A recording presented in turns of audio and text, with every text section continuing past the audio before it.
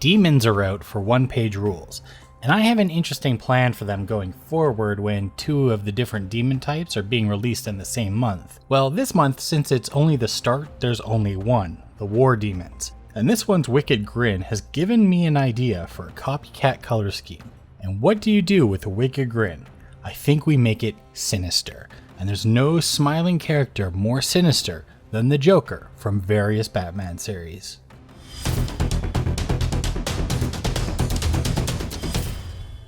While the Joker wears a dark purple suit that's almost a perfect dioxazine purple, I want to shy away from that a little bit since I want to pay a bit of an homage to the red these demons are usually painted as. So that's why I'm mixing in some Naphtha Crimson into the purple. Diox purple has a pretty high tinting strength, so it'll take a lot of the red to actually come through in the mix. Then it's base coat time. I'm starting over a gray primer because both the purple and the red are pretty transparent colors, so they'll show up better over the gray, even though they will dry pretty dark in the end. Even though his chest is going to end up a different color, it's going to start from the same base, so this goes on all his skin everywhere. And of course I want to make sure it's an even coat, so another layer or 2 in spots that I think need it, and while I'm at it, I'll make note of the kind of plate-like ridges on his legs. While I think if I was doing a different color scheme I would paint these differently or a different tone, but since I'm mostly following a copycat scheme, I'm going to make these the same color as the body, just to keep things simple. Continuing with the idea that I actually want this guy his natural red color, but overall the purple, so to my red and purple mix, I'm going to add some white, and make it just a little bit lighter and give it a little bit better opacity. But wait, there's more. I also want to make a palette blend.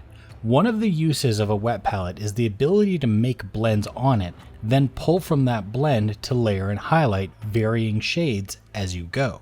I'm doing mine to the crimson, so with this blend I'll be able to do most of the next steps. Starting with just the original mix I put the white in, I'm going to give him the first layer.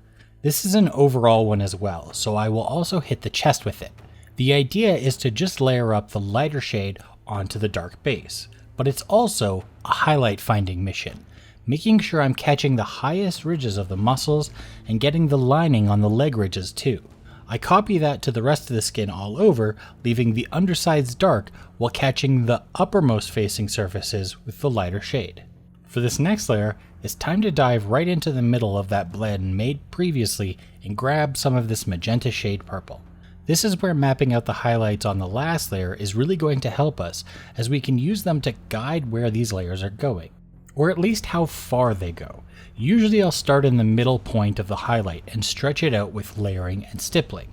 For the sharper cornered leg plates, I keep it directed more towards a single facing, where more light would catch, so some of that purple still registers. When compared to the chest, you can really start to see that red starting to peek through. For the next layer, I'm kind of pushing the edge of my blend here, but I still want some of that dioxazine in the red for now, so mix some more of the middle into that edge.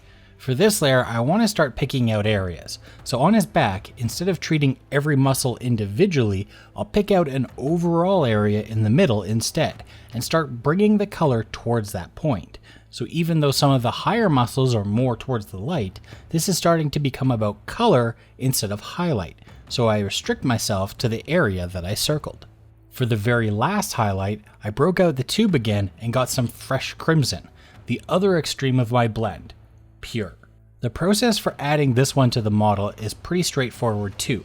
Take all the areas mapped out in the last layer and shrink them a bit. Then just do the same thing as before, draw the paint towards those areas. On the sharper edges, I add just a few dots in a line down the highlight, and only spread them out slightly along the edge, and a few point highlights for good measure.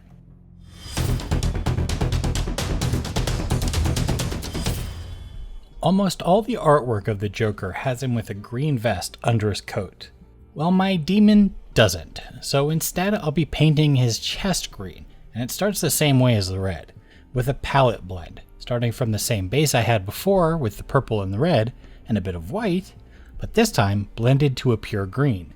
Since I already did the purple base, I'll be starting a bit into the mix with a darker midtone. The process is very much the same from here. Pick out my highlights or follow the ones I already had from the purple layer. The only other thing that I'm adding green to is the top of his head, because the Joker tends to have green hair, but I think green horns would look silly, so my compromise is to just make his head green too. One more color before the pure green. This one looks a little blue. In fact, as I layer this one, I'm starting to get the feeling that this isn't green enough all over. I push through with this layer though, but when it comes to the next one, instead of doing a normal layer, I thin it out with some medium to make a glaze instead. And instead of just getting highlight points, I cover most of the surface again, other than the deep recesses, which I'll leave purple. While that got everything back to a nice green tone, I still want to push some highlights. So just add a bit of white to the pure green and use this to really pick out the center of his chest and the top ridges of his head.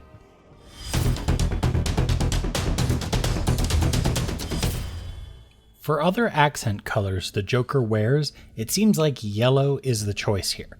To start the mix, I'm going to make a chromatic black, since the colors for it are already on the palette, mixing the red and the green, keeping things more towards the red shade. Once I have my mix, I add my yellow oxide to it. I end up with a pretty warm, neutral brown, which is what I'll be base coating all his cloth in. I don't really want to make this a vibrant yellow because I think it would take away from the other vibrant colors. We'd really rather be focused on his skin. So I intend to only give hints of the yellow, so a lot of this brown should show through, and since all the bone and chains are just in the way, those are getting the same base coat color too. To start the layering, I just add more of the yellow oxide to the base mix. Though to me, this was starting to look a little too green, which I was trying to avoid. So I take just a tiny bit of my red to warm it back up again. To get it on the model, I start with just stroking over the raised edges of the fabric, picking out those folds. But to maintain some texture, I also stipple it further out and down. I want a lot of this color visible, because on much of this may be all the yellow it gets. Next is to just add more yellow to the mix, trying my hardest to make sure this doesn't get too bright, but bright enough it's still going to get some contrast.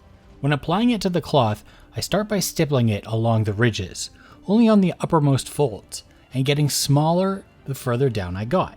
I only want this yellow at the top of the loincloth, leaving the lower parts darker, so that's where I fill in the color a little bit more.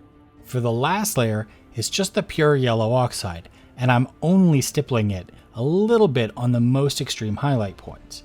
I want some of the pure yellow still to make sure this registers as yellow, and also to make sure those highlights are textured. It's not done there yet though.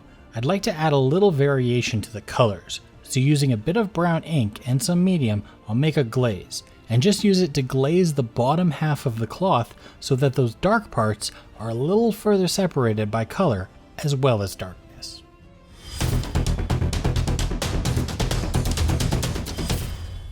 Time to break out the detail brush for the all-important smile.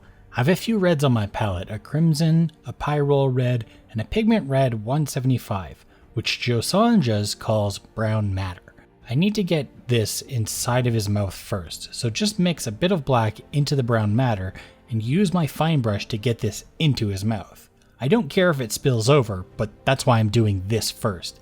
Imagine if I tried to do it after. For the teeth, I'm just going to use some burnt sienna with a lot of white and a bit of one of the reds to get a lighter color. Then use the fine point to dab onto the teeth. Quickly, I'll grab some of the white after and dot the larger front teeth with it, and a few of the more prominent ones. Now to powder him up, not with any actual powder, but a fresh, pure white, which is why I'm not using what's already on my palette, and some matte medium for flow, and well, matte. I'm going directly on his face with this white. The reason being is I want it to seem painted on, so I want those impurities that come with painting white over a dark color. I'll get some of the purple poking through by just going on straight instead of building it up through layers. The last order of business is to give him that wicked smile. So using the purest red I have, which is the Pyrrole red, I'll use my fine point to draw an outline around his lips. The undercoat of white will make sure that this is nice and vibrant in the final, and make my demon a grinning madman.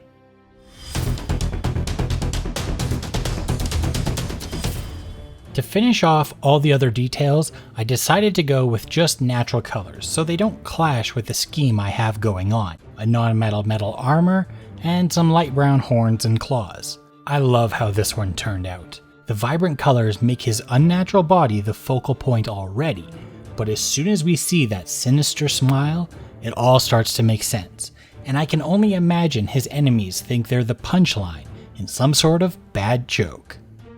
Please subscribe if you'd like to see more videos like this one, or just other fun things to do with painting miniatures. And until next time, enjoy your own painting journey.